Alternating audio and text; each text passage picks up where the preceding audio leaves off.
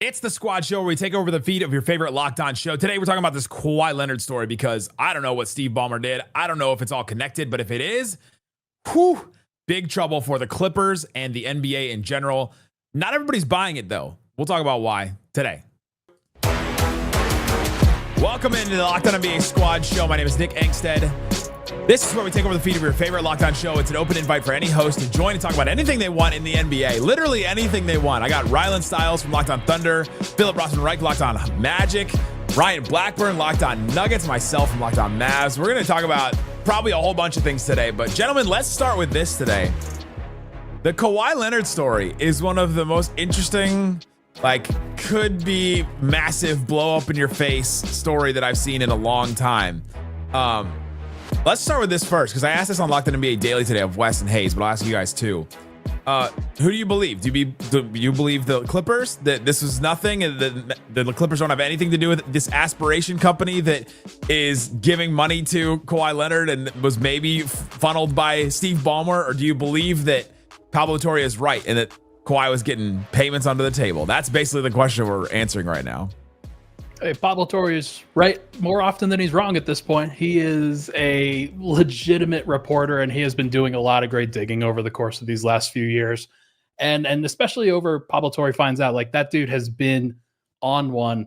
And it's just really impressive to see something like this pop up and out of the woodwork and know that, stuff like this, especially when you have to consider, so many of these contracts help you raise some eyebrows. Why was he so vociferous about going to the Clippers and really locked in there? What are some motivations that some of these guys have? There's motivation written on the wall right there. 4 years, $28 million off the books. Because the time when he made the decision, wasn't he deciding between the Lakers and the Clippers? It was this big thing. He's supposed to be part of a big three with LeBron and AD. And then all of a sudden we were like, wait, it's the Clippers and he's going to go with Paul George. And you're like, man, what changed his mind on this? Rylan, is this what changed his mind? I mean, they've always said Paul George changed his mind. I don't know if now it's Paul George or the trees, but you can also have a lot of trees in LA, not just in the ground.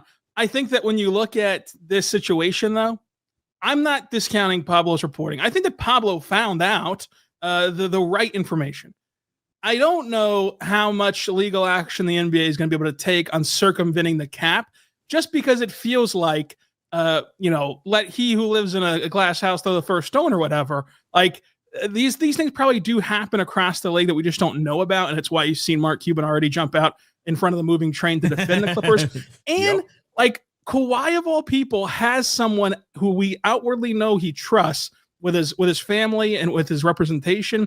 If you were really trying to circumvent the cap as an excellent businessman that Steve Ballmer is, why wouldn't you just give the money to his uncle? And his uncle's a part of this Activision tree planting ordeal, and it's never going to get tied back to Kawhi. But then furthermore, if this was your whole shtick, why did you let this company go bankrupt? And then now you have to release all of the different names that are on those documents. You would likely shuffle money to him under the table in a more safe way where you don't have to worry about this stuff ever coming out because the company goes bankrupt and messes over the Clippers included. So it's just very weird. Again, I think the reporting is accurate. I don't know that the objective, though, of this whole tree situation was to circumvent the salary cap.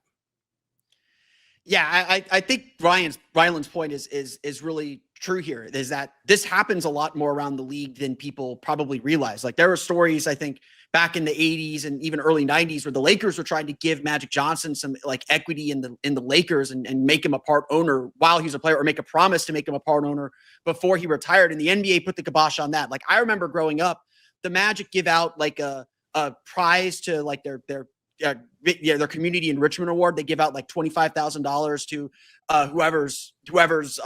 whoever wins that award. The NBA tried to ding them for doing that, saying that was a circumvention of the cap, that they were giving extra money to players. So I feel like this happens a lot more around the league than we think. What I think stood out about this is the amount is just so excessive. It feels like it's a second salary. And that's where I think something doesn't smell right. I don't know if there's a bad party here. There's been stories about Kawhi's family trying to push him to different places, pushed him out of San Antonio, probably pushed him back to LA. you know, I'm not going to sit here and say Kawhi doesn't drive the ship, but there's been thoughts in the past that Kawhi isn't always kind of making the lead decisions on his career at times. He just wants to go out and hoop maybe.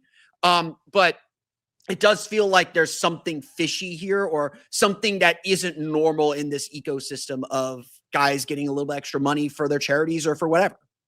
I'm assuming if you at home are listening to this show, an NBA squad show in the middle of this deep offseason, you know this story. But just to be fair to everybody, Pablo Torre uncovered this story. He says Kawhi Leonard signed a $28 million endorsement deal for a no-show job with a fraudulent tree planting company called Aspiration, which we'll reference several times, probably in jest, funded by $50 million from the Clippers owner Steve Ballmer, according to documents obtained by Pablo. And an inside source says it was to circumvent the salary cap. Then the Clippers made their statement, and the Clippers said that they have nothing to do with this. Neither Mr. Ballmer nor the Clippers circumvented the salary cap or engaged in any misconduct related to Aspiration. Any contrary assertion is provably false. So they say not next to. They didn't have anything to do with Aspiration. So they could have done it in different ways. Is what this statement is leaving the door open for right now. It's just kind of funny though that like.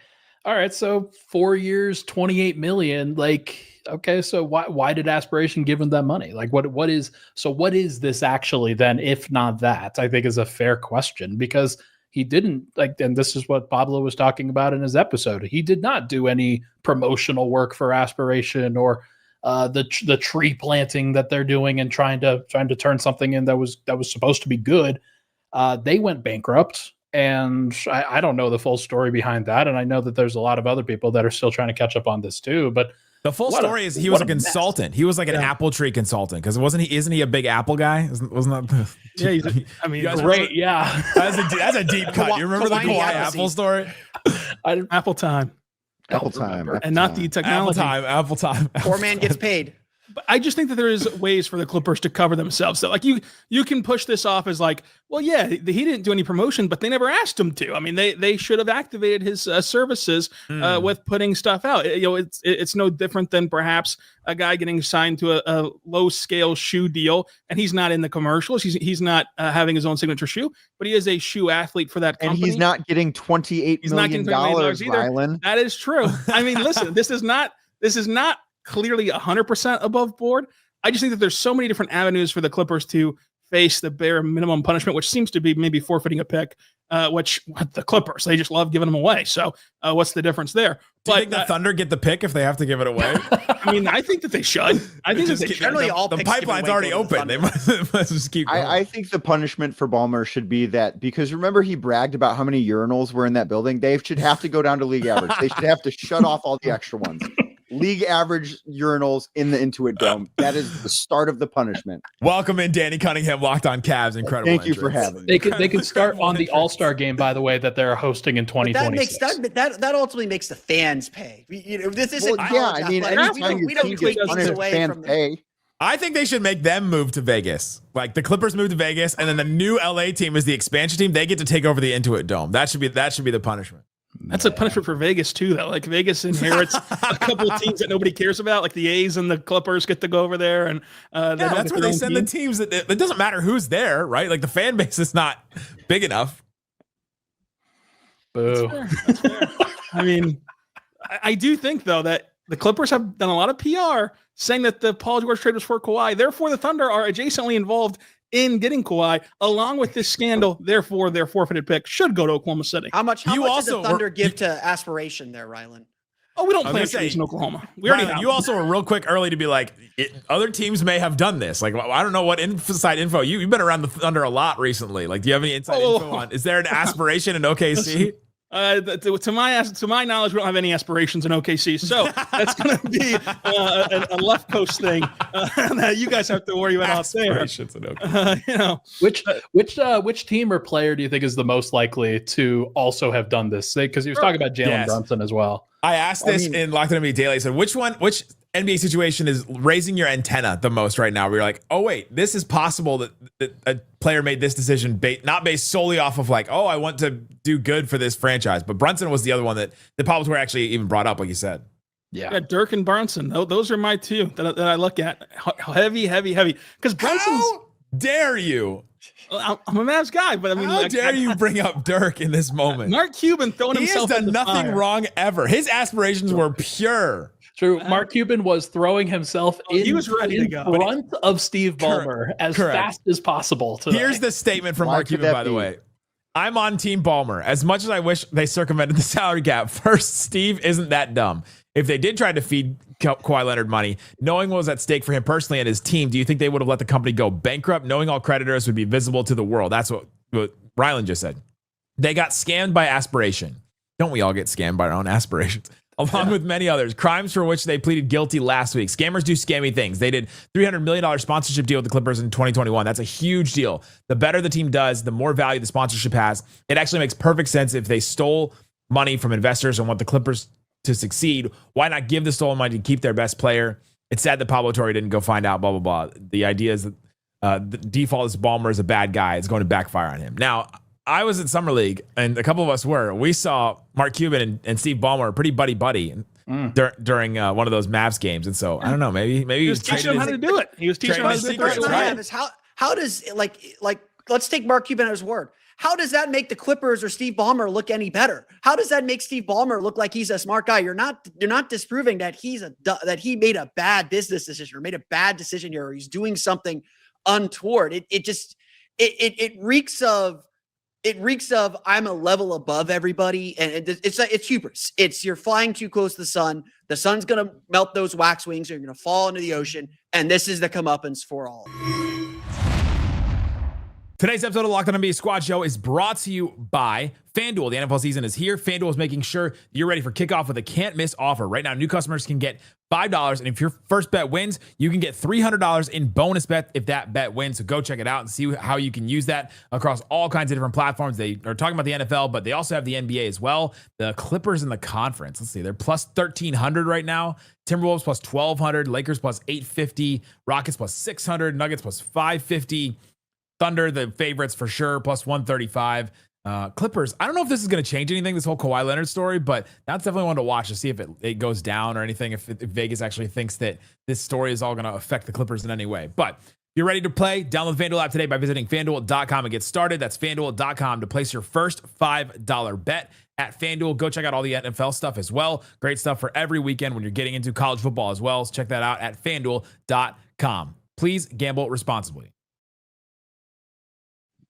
I think it reeks of like Ballmer got like the Ballmer and Paul George and Kawhi. They're the victims too here. It's not like he's trying to take it off of Ballmer being this bad guy, because it is true.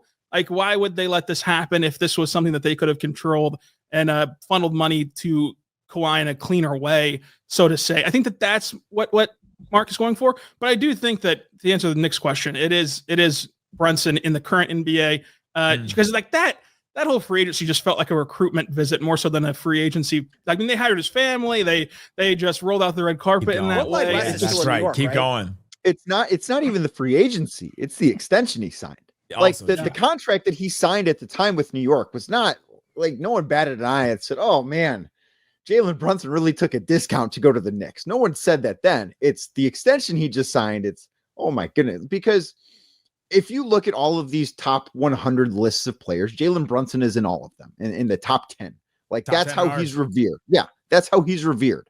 I didn't know if that was out when this is being released, so I did not say that. But yes, he's in the top 10. I leaked it.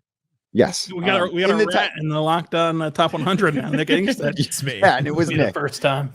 But if you go look at that list of top 10 players, how many of those guys are not on max contracts? It's Jalen Brunson and maybe Wemby. But I mean, he can't be. Yeah, he can't. Like, he can't be. He's on his the second he's allowed to be on a max, he will be. Dude might get paid $2 billion when it's all said and done. So, like, there's plenty there. But no, I firmly agree. And this is one of those things where, yeah, it could be Brunson. It could be like other things. Like any time that a player sign, because I think the wording for the Brunson extension that Woj used at the time was unprecedented amount of savings for a team. Unprecedented amounts. Like, okay, so where are you going to make that up? And the question is, maybe he's just happy. Maybe he doesn't want it. But I got to tell you guys, I think I would choose to take $100 million extra if I had the opportunity to do so. It's what's funny about this whole Kawhi story. $100 extra if I could. Danny's also going to host Locked On NBA Midnights. We're going to give him an extra show. Let's keep those checks coming. Locked On NBA After Dark. And what's funny about this whole Kawhi story, though, as somebody posted this on Twitter, is that Kawhi hasn't even lived up to his actual contract, let alone like the bonus contract that maybe this fake tree company has been giving him. It's tough. I mean, got to stay on the court. Got to play. Kawhi has the best plan in life. Do enough to get a big contract, but don't do more than you have to. These get degrees. He got his ring. He's happy. So one of my favorite parts of the podcast that Pablo put out that just really exposed all of this, that's why we're here, was the person who had their voice modulated and talking about it that worked for Aspire. Yeah. And you could just sense you don't know who this person is, what they look like, or even what they sound like. But even through the voice modulation, you could tell this person is so jealous Kawhi Leonard got $28 million for doing nothing. I mean, aren't you? Yeah, incredibly jealous. Good gig if you can get it. Great. I'm gonna tell you, I'm open right now to any fake company that wants to funnel me a couple million. Let's go, Locke. I'm open. Let's go, David Locke. Let's create some fake LLCs over here. Honestly, no. I will do ad reads on Locked On Cavs. I will do the work. Sales is going to be booming in Oklahoma once we get some for aspiration. Yeah. By the way, so far, give me $1 million. Here's our thing. We help the Clippers by doing ad reads for aspiration to prove that it's a real company. We'll do as many fake ad reads as you want on Locked On NBA. Ballmer, too bad that guy's in jail now. Just bring us in. By the way, quick Clippers. Kawhi has 17 playoff wins and 28 million aspiration dollars in his bank account. So he is now that is a quite a return on investment over the course of these past 7 years. Really, I think really 8 of those 17 are against the Mavericks. Yeah, probably. It feels like Aspire hasn't gotten quite the ROI they intended on anything recently. Or they did. They're just putting roots in the ground, guys. They're really just waiting to sprout. Hey, leave them alone. Well, they did. I'd give it to the Clippers. They stayed out of the spotlight and went to the streetlights for quite some time on this story. Okay, well, here's the other thing that just got brought up. Was it Phil that just brought this up beforehand? Did the NBA leak the new all-star format to try and push this to the side? Yeah, 100%. PR 101. I have so many questions about the new all-star format. So yes, they absolutely did. The new all-star format is likely to feature a round-robin tournament consisting three 8-player squads of 2 Team USA, 1 World. NBA and Players Union presented format. I can't even read it all the way straight. It doesn't just really go make back sense. East versus West. Just Shams, guys, play hard. The NBA and Shams pushed this out so quickly it doesn't even grammatically make any sense. No. NBA and Players Union presented format to the competition committee on Wednesday, and response was positive. The 2 Team USA squads and 1 World squad will each play each other in 12-minute per quarter Ryder Cup style games. Governors, team executives, and players discussed the format positively within the competition committee. Do we care about this at all? Anybody? Well, that was my big question. Was the quarter thing? So 12 minutes per quarter? Are they playing 48 total minutes in 3 separate games? What's going on here? That's what it sounds like. Yeah, because a quarter is a fourth. Do we need to remind Shams in the NBA that a quarter is a fourth? So the fourth of the game is 12 minutes. It sounds like each team's going to play the other one once, and the top 2 teams, one of them is going to get eliminated. For how long is the question? For 12-minute quarter. 1 12-minute quarter, so they can keep the quarter break the same. Because the complaint last year was the timeouts were weird. So now they just play a quarter, and it's a normal timeout, and that part I get. Who could have thought the timeouts were weird? I mean, didn't everyone love the Mr. honor Beast TNT got? Yeah. And Mr. Beast and Damian Lillard not being able to make I'm still over who didn't love that stuff? The people are going to be even more confused because this game's happening in the afternoon because they got the Olympics at night after NBA coverage is done. Jeez, that's why it's Ryder Cup style. They just wanted to lean fully into the golf, and the only people watching are going to be dads falling asleep on the couch. Yeah, at least it gets done early. Game night on Sunday. Correct. Danny and Swipa on game night. At least I'll be game evening. I'll be done early that day. This still feels like the NBA is trying to rescue a dead horse. The All-Star game's done. Like, there's no need for it. The only need for it is the NBA does its business and sells the playoff sponsorships during the All-Star weekend. The NBA just needs to get to the point where All-Star weekend is NBA Cup final. Give us a real game. Like, still name an All-Star team. Give the honor. Like, that matters for history and all that stuff. Give us the NBA Cup final and All-Star weekend. Let's make that a bigger event. Let's make it a big deal. You get the big national TV thing. I know Amazon Prime paid a lot for it. 2 months later, who cares? It's the NBA Cup. Or you could just start the NBA Cup qualifications, in December instead of November. Yeah, but the whole point is to get the November and December games more interest before it's Christmas. And another thing that probably hasn't really worked. Yeah. Like we were talking about trying to fix two things because neither of them actually work. The All-Star game does not work anymore. The NBA Cup in its very brief history has not worked. Yeah, and we've seen the NBA All-Star format change time and time again, and it's just like, it doesn't matter. All the formats on paper sound fun until the game happens, and the guys don't care, and they don't play even remotely like they do in pickup in August. So it's like, until the players do their part, it doesn't matter what the format is. It was fun one time with the Elam ending. Yeah. But the one time that they cared about the Elam ending, it's not close. Yeah. And that was honoring, And that was because they were honoring Kobe Bryant that night. That's why it was fun, because they cared, because they wanted to play in the spirit of Kobe Bryant. That's why it was fun, not because it was the Elam ending or anything else. It was fun because of the very unfortunate circumstance that led to them wanting to honor Kobe Bryant. They should just do away with the entire game and do the one-on-one tournament that everybody was clamoring so much for. They won't do that either, though, because guys don't want to get embarrassed. Yeah, 100%. Guys don't want to do that. Guys don't want to lose. Yeah, it's insane. They're like, okay, one person can win the dunk contest, guys. One person can win the 3-point contest. This shouldn't be this difficult to be able to compete with any sort of semblance of grace and actual competitiveness. But and yet that's what happens year in, year out. At the end of the day, these guys want the break. The break is more important than being at the All-Star game. They don't need the marketing help anymore. In the heyday of the All-Star game was really important for marketing. It told the whole world who the important players are. Yep. They don't need to do that. Luka's in a Nike ad right now. Powell's in that Nike ad Dallas. Right now. All these guys have their own deals. They have their own charities that they don't show up for and do work for, apparently, and get paid for. They don't need this game anymore. And the novelty of seeing LeBron play Kevin Durant or LeBron play whoever on the East, because there's nobody in the East anymore. The novelty of that is worn off because we all have League Pass, and now there's a national TV game every single day of the week. We don't need to see these guys in special events. We can see them every single night if we really wanted to. That was different in the aughts and the 90s. Now they're everywhere. Everybody's everywhere. It's not just Jordan. It's not just the Knicks. It's not just the Lakers. Everyone is everywhere. And so the All-Star game is just archaic and unnecessary, except for the league trying to sell some business and have a little get-together and convention. Rant over. Anybody still like the All-Star game?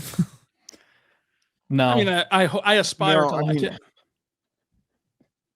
I would love to like it again.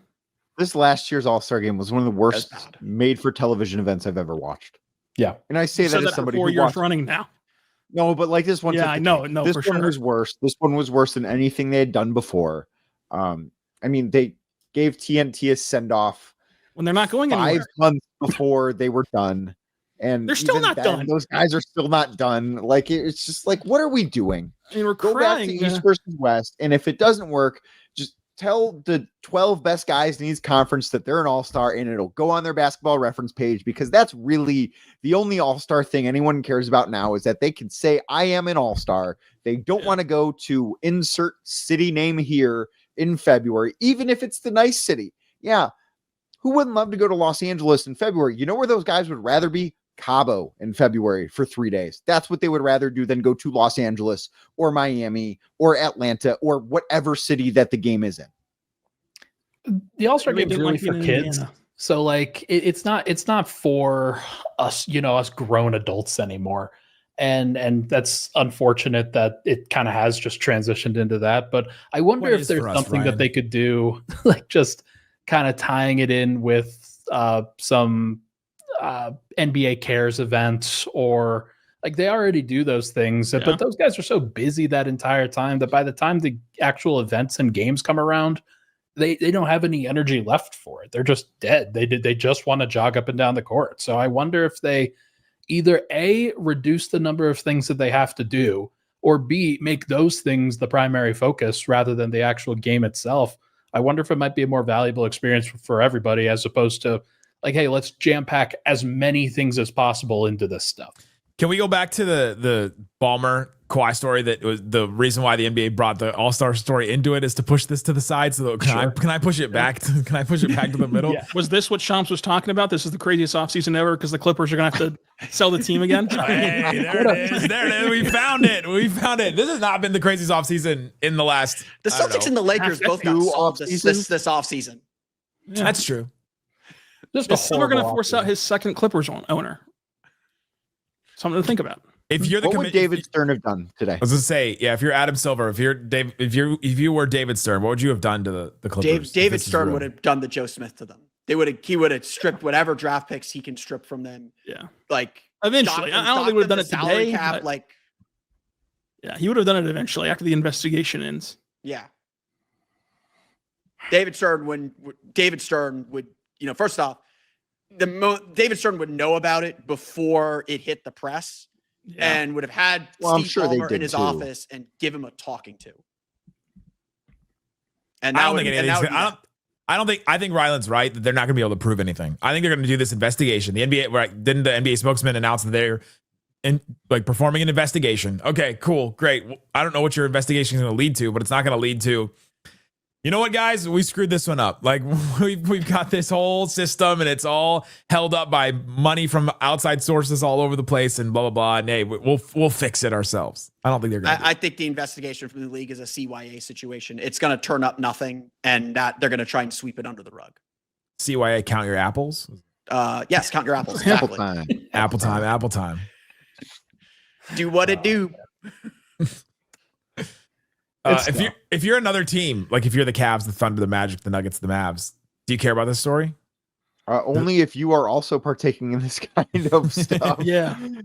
I mean, that's the only. I can't think the Cavs right somehow now, got Donovan Mitchell to stay in Cleveland and not go to New York. They gave him as much money as they possibly could, including under the table. And then yeah, I'm sure the Skims campaign that he's doing is much more fruitful for him in Cleveland than it would have been anywhere else. I got some Skims. It's the best underwear I've ever worn. I've had the conversation with him about how great it is. Maybe the locker room talk there with Danny Gunningham. Well, there's part of me that wonders if Jokic just owns half of Sombor, Serbia right now. Like, he just owns the city. And that's just because his brothers have slowly but surely been taking it over with secretly pitchforks. There's a world where that is actually true, but I mean, we have to believe that this stuff happens around us. This is like, the fact that this is coming to light shouldn't really surprise anybody. It's just that it came to light at this particular point. It's that nobody else reported it. It's that Pablo was the one to get it. And holy cow, the vociferous denial from the Clippers and from everybody else involved was very interesting. But no, it'll be fascinating to see if it actually breaks that, and like if there's something else that they find. I don't think that they will, though. I think part of what sticks about the story is that it's Kawhi Leonard being paid to do nothing, and the perception is that he is paid to do nothing on his real job for the Clippers. And so I think like that both makes the story funny and like ironic, but also less impactful, because it's not like the Clippers have won a championship. It's not like the Clippers did all these moves and it's worked out great for them. Like, yeah, they're competitive when they've historically been a non-competitive franchise, but it's not like this has dramatically changed the league in any way, or changed the results in the league, or compromised like, oh, the Clippers were able to do X, Y, and Z. And obviously, like, there's still knock-on effects, but the Clippers were able to do X, Y, and Z because of this. And now they have 2 titles. They're like, there's no asterisk to anything. It's the Clippers. They're just still fumbling all over themselves, even if their talent level is a little bit better. But is this going to be, if they do just get like a little slap on the wrist, or just get nothing, does this open up Pandora's box for the rest of the NBA? because we're in this era of the second apron and like it's supposed to squeeze out talent from rosters. But if you look around and say, well, the Clippers, whether they meant to or not, they did this. Like that is in some ways circumventing the salary cap. Why don't we just do it too and then act like we didn't know if it ever pops up, just like the Clippers did, and we'll retain our roster even whenever there's mechanisms to make it so it can't happen. We're just going to pay you under the table. I mean, I think that's why the Jalen Brunson stuff feels more like it feels smokier. There's more fire making the smoke with the Jalen Brunson stuff because we know his dad was an assistant coach with the team before he got there. We know that there's like all these things that just line up. And again, we don't know if this is true or not, but like it feels like there's all these things that line up that are just, it doesn't smell right. And then he takes a contract, a guy who was a second round pick, a guy who really had to earn everything that he got and should, maximize every bit of profit that he can get because it was never guaranteed for him to take that deal and set the Knicks up for their best team probably certainly since Patrick Ewing, but perhaps since they won their 2 titles in the 70s in this environment where you save as many pennies as you can. That smells a little fishier. And you're right. Like the precedent is dangerous here because you've got a lot of situations around the league where there's teams balking at giving their big players new contracts. Like, Nick knows what happened in Dallas. Atlanta's going through it with Trae Young right now. With the Mavericks? Yeah. What happened with the Mavericks? No, did something happen? Just kidding. Well, there's this one time Luka Doncic now. I'll have to get into that again. It wasn't trees. It wasn't trees. It only took us 30 minutes and 45 seconds. Hey, if I'm part of it, it's going to get brought up. but this is like the debate that every front office is having. It's not just, the Luka thing. It's every front office is afraid to give their guys max contracts on their second or third contract because it's so hamstringing. And so there is now an incentive to do this stuff under the table. The Kawhi Leonard stuff happened before you actually needed to do all this stuff.